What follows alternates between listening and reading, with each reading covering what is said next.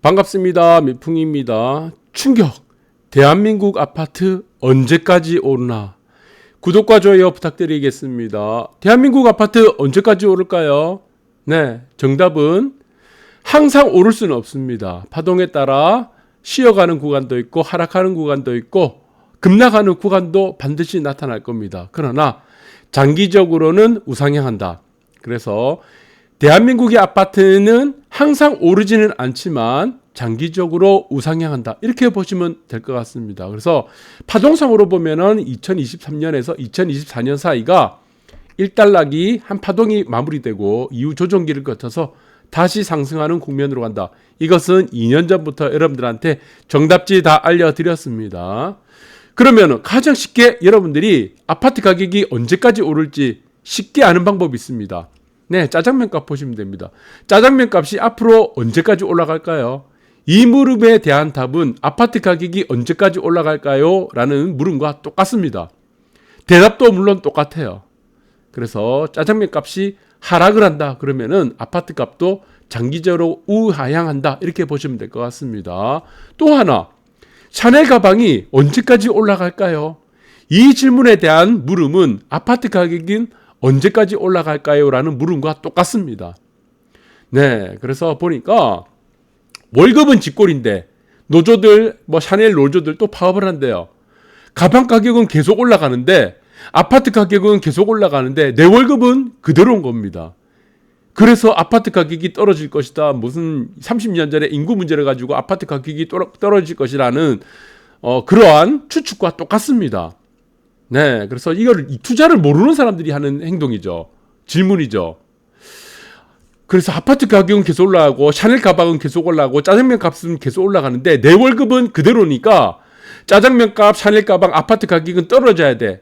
이 논리는 투자를 전혀 모르는 사람들이 하는 질문이죠. 그래서 합리적이고 이성적인 판단은 투자와 전혀 연관이 없습니다. 투자는 무엇입니까? 합리적이고 이성적인 판단을 버리는 데서부터 시작하는 것이 바로 투자입니다. 그렇죠. 네, 그래서 투자에는 합리적이고 이성적인 판단이 전혀 필요 없다. 왜 그렇습니까? 미래의 수익성을 보고 하는 행동이 투자이기 때문입니다. 그래서 미래의 자산 가치를 가지고 지금 현재 행하는 것이 바로 투자다. 이렇게 보시면 될 것 같습니다. 네, 여기서 가장 중요한 표가 있죠. 우리는 1980년대 미국입니다. 미국은 1980년대까지 어떻게 됐습니까? 네, 자산 가격과 내 월급이 똑같이 올라가고 내려갔습니다. 그런데 큰 변화가 나타난 것이 1980년대부터 이것이 달라지기 시작했어요. 그래서 미국은 1980년대가 구조조정 시기입니다. 10년 동안. 그래서 그 이후에 나타났던 시기가 무엇입니까? 네, 여기서부터는 투자의 시대가 된 거예요. 투자의 시대의 특징, 가장 중요한 특징 무엇입니까? 투자의 시대. 월급은 그대로인데 월급 올라가는 거 보세요. 월급은 거의 정체되어 있죠. 자산 가격이 올라가는 겁니다. 왜 그렇습니까? 화폐 가치가 하락하는 국면이 여기서부터 시작되기 때문입니다. 그래서 이 국면부터는 어떻게 됐냐? CB라는 커머셜 뱅크에서 IB라는 인베스트먼트 뱅크 시대로 전환된 겁니다. 내 월급을 가지고는 내가 부자가 될 수 없는 겁니다. 내가 투자를 하지 않고 가만히 있으면 절대로 부자가 되지 않는 시대다.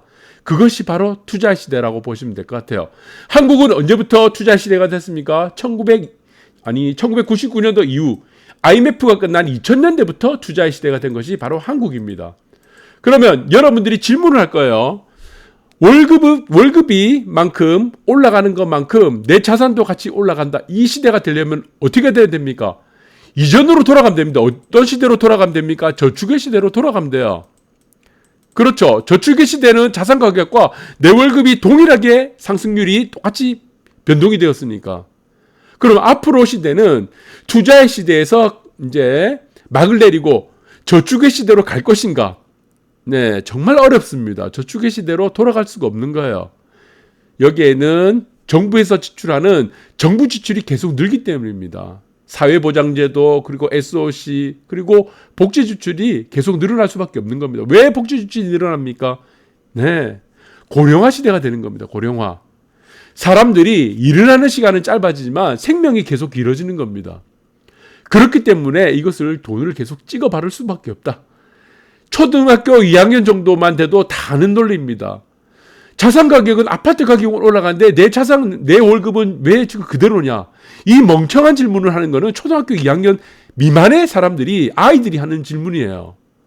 투자의 시대의 근본적인 가장 베이스는 무엇이다? 월급은 정체되고 있는데 자산 가격이 올라가는 시대다. 이렇게 보시면 될 것 같습니다. 그래서 여기에 대해서 판이 바뀐다고 한다면 저축의 시대로 돌아가야 되는데 저축의 시대로 돌아갈 수가 없다. 구조적. 그렇게 보시면 될 것 같아요. 그래서 내년 정부에서는 맨날 집을 팔으라 그러는데 정부에서 내놓은 자료를 보니까 건설산업연구원이라고 하는 데는 또 내년 수도권 집값 3% 올라간다고 그러고 전국 전세는 또 6.5% 오른다고 합니다. 이것이 현실이에요. 정부 관료들이 포퓰리즘으로 무주택자들을 위해서 립서비스하는 아파트값 안 오른다. 내려갈 것이다. 공급은 충분하다. 기다려라. 이것은 무엇입니까? 현실을 전혀 기반으로 하는 말이 아니죠. 그래서 이 물음에 대해서 또 똑같습니다. 그래서 대한민국의 아파트 언제까지 오를 것인가? 이 물음에 대한 답은 여러분들이 아까 제시를 해줬습니다. 짜장면값 보시라고 했죠. 샤넬 가방 보시라고 했죠. 네, 다른 질문할 필요 없어요. 그러면은 우리는 또 이런 질문을 할 거예요. 이 중요한 또 질문이 나옵니다. 이 그림을 보니까 서울이에요, 서울. 그래서 지금 서울 정비 사업을 한다 그래요. 그러면 우리가 가정을 한번 해볼까요? 가정. 네, 우리가 가정법. if를 한번 때려봤습니다. 네, 영어로 가정법. 그래서 보니까 서울 전역이 아파트가 다 만들어지게 되면 어떻게 되겠냐? 너도 나도 아파트 만든다고 그러는데. 그럼 어떻게 될까요? 전부 다 아파트가 됐어. 여기는 상업시설도 있고 학교 이런 것도 있겠죠. 그런 것들 빼고 여러분들이 만들 수 있는 모든 땅들을 아파트를 만든다고 하면은 이러면 서울 아파트는 폭락합니까? 네, 공급이 넘쳐난다고 또 이제 폭락이들이 막 설쳐될 겁니다. 이제 아파트값 떨어질 거다. 그럼 뉴욕 사례를 한번 볼게요. 자, 모든 사람들이 뉴욕 사례를 좀 이따 보고 모든 것이 다 아파트가 만들어지면은 어떻게 된다 그랬습니까? 제가 이전부터 아파트끼리 경쟁하는 시대가 된다고 했죠. 거기서 이 아파트끼리 경쟁하는 시대에서 가장 중요한 것은 무엇이다? 저는 앞으로 미래는 무엇이라 보냐면은 뷰라고 봅니다. 한강뷰. 일렬로 한강뷰입니다. 여기서는 강남이라 그러면은 강남에서도 한강뷰라고 보고 있습니다. 네, 그래서 조망 따라 집값이 수억 차이다 나타난다. 왜? 모두가 아파트가 있으니까. 그럼 아파트를 경쟁해야 될 거 아니에요. 그러면 이 일례를 우리가 뉴욕 사례를 우리가 놓고 보자고요. 뉴욕에는 단독주택 있나요? 여러분들. 뉴욕 가서 지금 단독주택 1층짜리 단독주택 있는 거 한번 찾아보세요. 있는가? 뉴욕에는 전부 다 아파트예요. 특히 맨하탄 전 세계에서는 1등은 아니죠. 샌프란시스코가 더 비싸고 홍콩이 더 비싸고 영국 런던이 더 비쌀 수도 있습니다. 한 일례로 모두가 다 아파트가 된 거야. 모두가 여기 단독주택이 없어. 저층 주거지가 없습니다.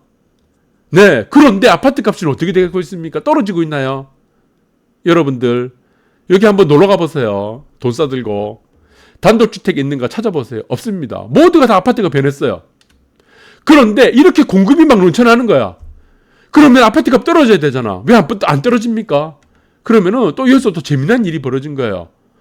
그렇게 아파트가 많이 지금도 집을 부수고 지금 만들고 있죠. 계속 신축 아파트 계속 만들어지고 있는 거예요.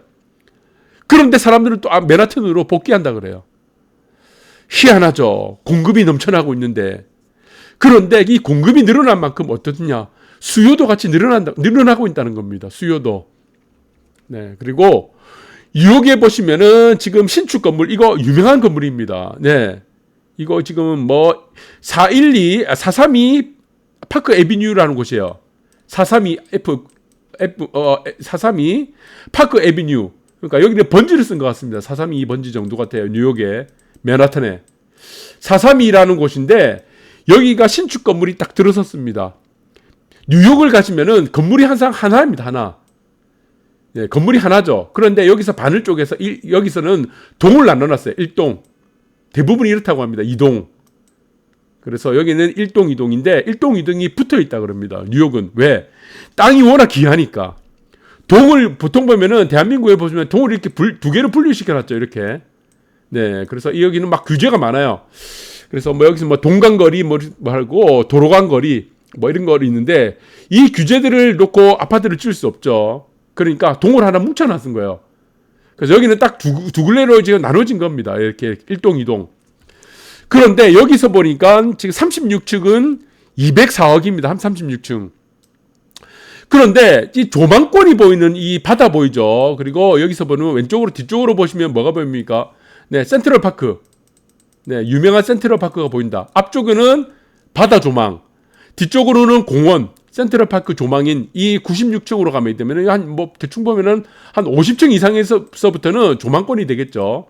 36층은 비조망권, 건물 사이 간섭 조망이 되니까. 맨하탄 내려도 보인다고 지금 96층이 1107억이에요. 실거래가가. 호가 아닙니다. 지금 실거래가. 그러니까 이 아파트들 뉴욕에 있는 우리가 맨하탄에 있는 아파트들의 실거래가 평균이 300억입니다. 그런데 평균적으로 뭐 평수는 다양하게 있지만 그런데 뉴욕 맨하탄에 있는 아파트들의 조망값이 있습니다. 조망값. 조망이 있고 비조망이 있겠죠. 이 조망과 비조망 사이의 가격 차이가 무려 평균적으로 300억입니다. 300억. 여러분들 상상이 됩니까? 조망값이 300억이에요. 맨하탄은. 맞박 한번 세게 한번 치시고. 그러니까 이 얘기가 무엇이죠? 모든 지역에 전부 다 아파트가 됐다. 그러면은 아파트 값이 다 내리는 것이 아니고 사람들이 또 온다는 얘기입니다. 수요가 계속 있으니까. 그러면 거기서부터는 무엇이 된다는 얘기예요? 아파트들끼리 경쟁한다는 얘기입니다. 그 아파트들끼리 경쟁하는 것에서 가장 중요한 것이 무엇이냐? 조망이라는 얘기입니다. 조망. 그래서 대한민국 아파트도 이렇게 간다는 얘기죠. 서울의 모든 아파트 지역을 다 아파트가 됐어. 거기서 이제 주거지를. 그러면은 여기서부터 서울 아파트들이 이제 다 지금 아파트 지어졌다가 다 폭락하는 것이 아니고 거기서부터 아파트들끼리 경쟁을 한다는 얘기죠. 그렇게 된다는 얘기입니다. 그러면은 그럼 1000억, 1100억, 1100억 정도 아파트면은 뭐 지금 뭐 보시면은 일본, 도쿄 이런 데 한 800억 하잖아요. 중국 상하이 쪽에 뭐 아파트도 7, 800억 합니다. 괜찮은 아파트. 홍콩 사례도 마찬가지고, 뭐 런던도 뭐 독일도 마찬가지고, 프랑스도 마찬가지고, 대략 뭐 7, 800억 정도는 하는 아파트들이 많습니다. 그런데 한국에는 뭐 평당 1억 지금 뭐 아파트 한 채 뭐 30억, 40억에 뭐 환호성 지르죠. 스케일이 다르다는 얘기입니다. 한국도 어떻게 되겠습니까? 그런데 뉴욕에 보니까 아파트가 지금 그 옆에 또 신축 아파트도 만든대. 432 파크 애브뉴 옆에 또 신축 아파트 만드는데 이 아파트는 하나짜리가 얼마예요? 아파트 한 채가 건물 하나가 아닙니다. 아파트 한 채가 3천억이라고 합니다. 3천억. 여기서는 뒤에 보시면은 어떻게 돼요? 이제 파크 이제 센트럴 파크 그대로 보이죠. 조망값. 앞으로 하고 그리고 지금 왼쪽 오른쪽은 왼쪽하고 지금 직선 방향으로는 이쪽이죠. 이쪽은 어떻습니까? 바다 조망 보이죠. 그러니까 3면이 조망권으로 이루어진 아파트입니다. 그러니까 지금 아파트 가격이 어떻게 되는 겁니까? 3천억이 된다는 겁니다. 3천억. 전부 다 아파트예요. 전부 다 아파트. 그래서 이 문제는 왜 이렇게 되느냐? 이 문제는 무엇입니까? 네. 화폐 가치에 연동하는 것이 가장 크다는 겁니다. 그래서 이전에 우리가 2007년도, 8년도 이후, 2010년 이후로 서울 아파트가 하락을 했을 때는 고가 아파트 위주로 하락을 했습니다. 근데 앞으로 우리가 2023년, 2024년 사이에 조정기가 들어섭니다. 2년 정도, 뭐 짧게 가면 1년 정도. 그 조정기 때는 저가 아파트들이 오히려 더 하락할 가능성이 큽니다. 고가 아파트 잘 안 떨어집니다. 왜? 한국 시장은 부동산이 앞으로 선진국 시장으로 갈 가능성이 크기 때문에 사람들이 부동산에서 눈을 뜨기 때문에 아파트는 많지만 똘똘이 한 채는 더 집중화된다는 얘기죠. 거기서 가장 중심이 되는 것은 무엇입니까? 우월감입니다. 우월감.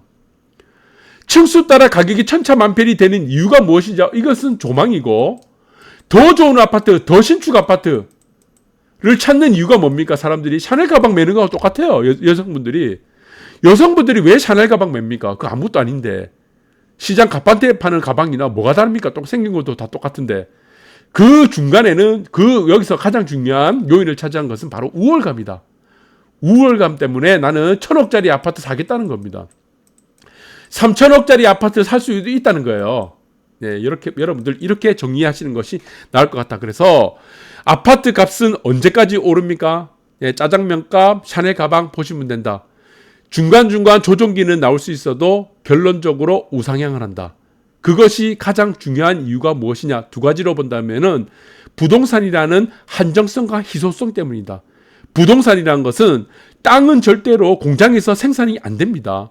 샤넬 가방 공장에서 생산할 수 있어요. 짜장면집에서 무한대로 생산할 수 있습니다. 그러나 부동산은 생산 안 됩니다. 절대로 생산 안 돼요. 아파트는 만들 수 있지만 아파트는 그 땅을 한정된 입지의 땅을 가지고 아파트를 공급을 어마어마하게 할 수 있습니까? 딱 정해진 것만큼 용적률만큼 생산밖에 안 되는 거예요. 그래서 부동산을 한정 자산이라고 하는 거죠. 그래서 부동산은 가장 중요한 것이 희소성이다. 이렇게 보시면 될 것 같습니다. 감사합니다.